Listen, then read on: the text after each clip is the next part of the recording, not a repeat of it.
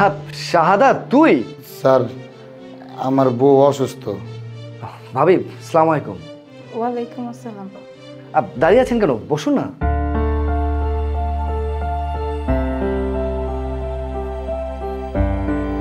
কি ব্যাপার দাঁড়িয়ে আছিস কেন, বস। না না স্যার।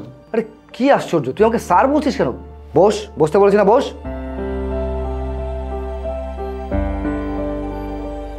হ্যাঁ বল। স্যার আমার তুই আবারও আমাকে স্যার বলছিস? ভাবি আপনার সমস্যার কথাগুলো আমি একটু পরে শুনছি, তার আগে আমি আপনার একটা গল্প শোনাই, একটু মন দিয়ে শুনবেন। ছোট্ট একটা গ্রাম ছিল। এই গ্রামের মধ্যে দুজন বাচ্চা ছিল। তাদের পড়াশোনা, তাদের বেড়ে ওঠা সমস্ত কিছু একসাথে হয়েছিল। তারা দুজন খুব ভালো বন্ধুও ছিল। তারা একজন ছিল ফার্স্ট বয় আর একজন ছিল সেকেন্ড বয়। যে সেকেন্ড বয় ছিল সে সব সময়ের জন্য চেষ্টা করতো সেই ফার্স্ট বয়কে হারানোর জন্য, কিন্তু জানেন সে কখনোই সেটা করতে পারেনি। এর কারণ কি জানেন?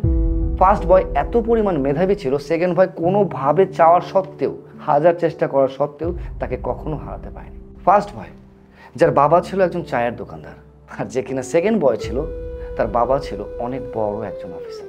তার দুজন এত ভালো বন্ধু ছিল আর পড়ালেখায় এতটা ভালো ছিল, আশেপাশে 10 জন মানুষ থেকে শুরু করে তারা সবাই তাদেরকে অনেক আদর করত, অনেক ভালোবাসত। আর তারা দুজন এত ভালো বন্ধু ছিল, পড়াশোনা থেকে শুরু করে স্কুল যাওয়া থেকে শুরু করে ইভেন আম বাগান থেকে আম চুরি করা সব কিছুই তারা একসাথে করত। কিন্তু দুর্ভাগ্যের বিষয় কি জানেন? তারা দুজন খুব ভালো বন্ধু হওয়া সত্ত্বেও তাদের দুজনের বেড়ে ওঠা ভিন্ন ধরনের ছিল। কারণ কি জানেন? একজনের বাবা ছিলেন অফিসার, আরেকজনের বাবা ছিলেন চায়ের দোকানদার। একজন সারাদিনে তার স্কুল শেষ করে, পড়ালেখা, খেলাধুলা সমস্ত কিছু শেষ করে নাকে তেল দিয়ে সুন্দর মতো এসি রুমের মধ্যে ঘুমাতেন। আরেকজন সারাদিনে স্কুলের পরিশ্রম শেষ করে তারপর তার বাবার চায়ের দোকান সামলাতে হতো। এই সব কিছু চালিয়ে যাওয়ার পরেও সে তার পড়াশোনা কখনো থামিয়ে যায়নি। কিন্তু ওই কথায় আছে না, ভাগ্য যদি সহায় না থাকে তাহলে কোনো কিছুই আপনার সাথে যাবে না।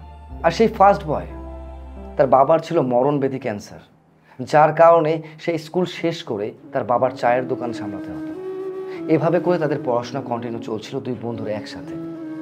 যখন সে ক্লাস 5-এ উঠে একটা পর্যায়ে গিয়ে তার বাবা মারা যায়। তারপর থেকে তার সংসার, তার মা বাবা, তার ফ্যামিলির পুরো দায়িত্বটা এসে সেই ফার্স্ট বয়ের উপরে পড়ে, আর সে হয়ে যায় চায়ের দোকানদার। তারপর থেকে তার জীবনযাত্রা শুধুমাত্র ওই পথ দিয়ে চলতে থাকে, যেখানে তার পরিবারকে কিভাবে সহযোগিতা করবে, যেখানে কিভাবে তার পরিবারের হাল ধরবে সেই বিষয় নিয়ে সব সময়ের জন্য ভাবত। যার কারণে সে অনেক ব্রিলিয়ান্ট হওয়ার সত্ত্বেও সে সামনের দিকে এগোতে পারেনি। আর যে কিনা সেকেন্ড বয় ছিল, তার বাবার তো অনেক টাকা ছিল, টাকার কখনো কোনো কমতি ছিল না। তাই স্কুল লাইফ শেষ করে হায়ার এডুকেশনের জন্য যায় সে ঢাকায় পড়াশোনা শেষ করে বড় ডিগ্রি অর্জন করার জন্য বিদেশে চলে যায়। তারপর সে বড় ডিগ্রি অর্জন করে দেশে ফিরে। এখন তার অনেক নামটা, এখন তাকে মানুষ অনেকে সম্মান করে, অনেক ভালোবাসে, অনেকে তার কাছে এসে আকুতি মিনতি করে। কিন্তু আপনি জানেন যে ফার্স্ট বয় ছিল, সেও কিন্তু সেই পর্যায়ে যেতে পারেনি। তার একটাই কারণ, তার বাবার অর্থ ছিল না। কিন্তু তার মধ্যে ছিল প্রচুর ট্যালেন্ট। শুধুমাত্র ট্যালেন্টের জড়িত সব কিছু হয় না।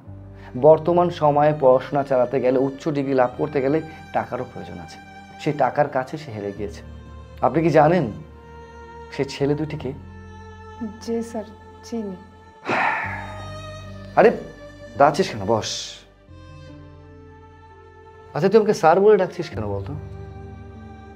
শোন শাহাদাত, আজকে শুধুমাত্র তুই ভাগ্যের কাছে হেরে গেছিস। আজকে তোর বাবার কাছে যদি টাকা থাকতো, তোর বাবার যদি অর্থ সম্পদ থাকতো, তাহলে তুই আজকে আমার জায়গায় থাকতি। আমি স্কুলে অনেকবার চেষ্টা করেছি আমি ফার্স্ট হওয়ার জন্য, কিন্তু কোনোবারই আমি তোকে হারাতে পারিনি, কারণ তোর মেধা অনেক বেশি ছিল। আজকে চাইলে তুই আমার জায়গায় থাকতে পারতি, কারণ তোর যে মেধা ছিল, তোর মেধার সাথে আমি কখনো জিততে পারিনি শাহাদাত। শুধুমাত্র ভাগ্যের কাছে তুই হেরে গেছিস, এটাকে নিয়ে কখনো মন খারাপ করবি না। একটা কথা বলি শোন, তুই যে দায়িত্বটা নিয়েছিস না, তা আমার থেকে অনেক বড়। হ্যাঁ, আমি অনেক ডিগ্রি অর্জন করেছি, কিন্তু তোর দায়িত্বের সামনে আমি কোনো কিছুই না। তোর বাবা মারা যাওয়ার পর থেকে তোর মা, তোর বউ, বাচ্চা, পুরো সংসারটার দায়িত্ব তুই তোর কাঁধে নিয়েছিস। আরে এটা তো সবচেয়ে বড় দায়িত্ব। আমি যে ডিগ্রি অর্জন করেছি তার সামনে এটা কিছুই না, তুচ্ছ মাত্র।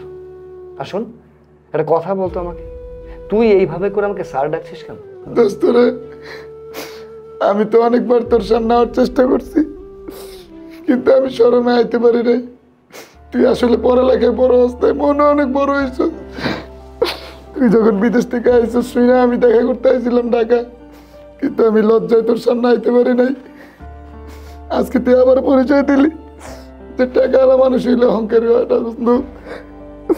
আর শোন, বাদ দে এসব কথা। কি হলো, চোখ মুছ। আর আজকের পর থেকে যদি কখনো তুই আমাকে স্যার বলে ডেকেছিস, তাহলে বেটা ভাবি আছে, ভাবির সামনে তো কোনো কিছু বললাম না।